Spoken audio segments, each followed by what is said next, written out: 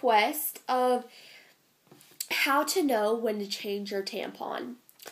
So this is going to be a little bit harder than pads, because pads, you kind of just feel it moist down there, and you're like, change it.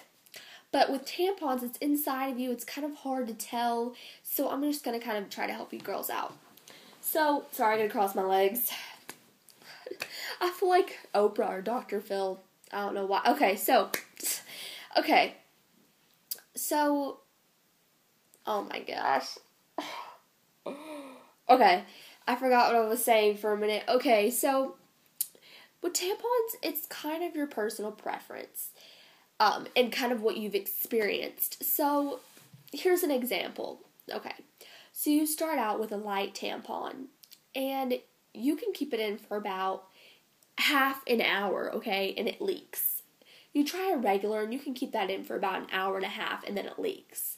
You try a super, and you can keep that in for about, say, 3 hours, and then you try, well, I don't think you'd really try a super plus unless you're kind of like really brave. I know some girls that have tried super pluses, and it's even if you're a virgin, it wasn't too bad for them, because they gradually go up. Don't instantly try to put in a super plus, okay?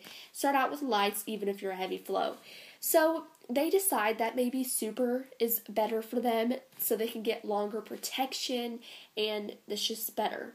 So they figure out that when I wear my super tampons, I won't leak for about 3 hours. So they go to school, put in their super tampon before or when they get to school, and 3 hours later they're like, better change it, because I have an experience that I leak at 3 hours.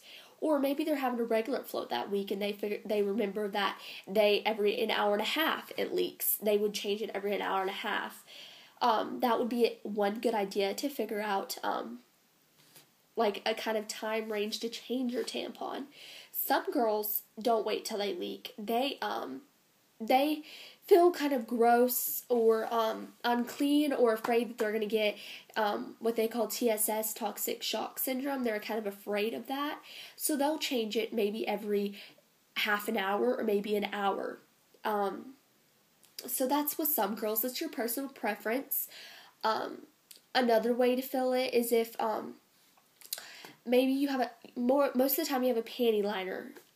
So if you feel your panty liner kind of wet or a little bit like moist, and you feel it and it's kind of like rubbing against your body, then you'll feel that kind of like as if you would with a pad. So that's another good idea. Definitely wear panty liners. If you're not wearing panty liners, it'll leak onto your panties if you wait long enough.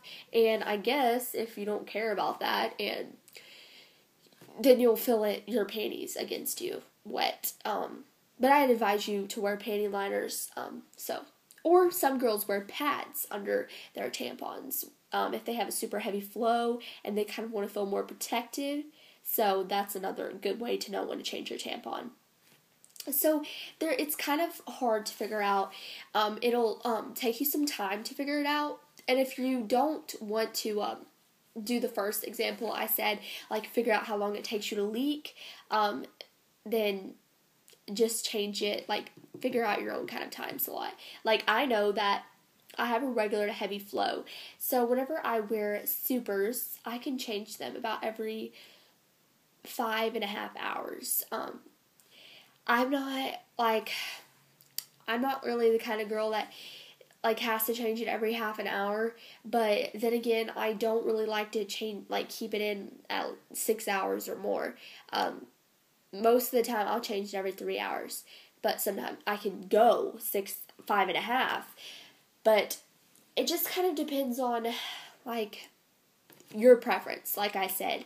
So I hope that helped you girls like a little bit, or maybe it helped you a lot. If this didn't help you, comment below. Don't be rude about it. But that's like really the only tips I have for you girls. It's a lot easier to explain with a pad because you can just feel it up against you. So I hope that helps you girls. I'm sorry if it didn't. I'm sorry. So send me requests and subscribe. Bye girls.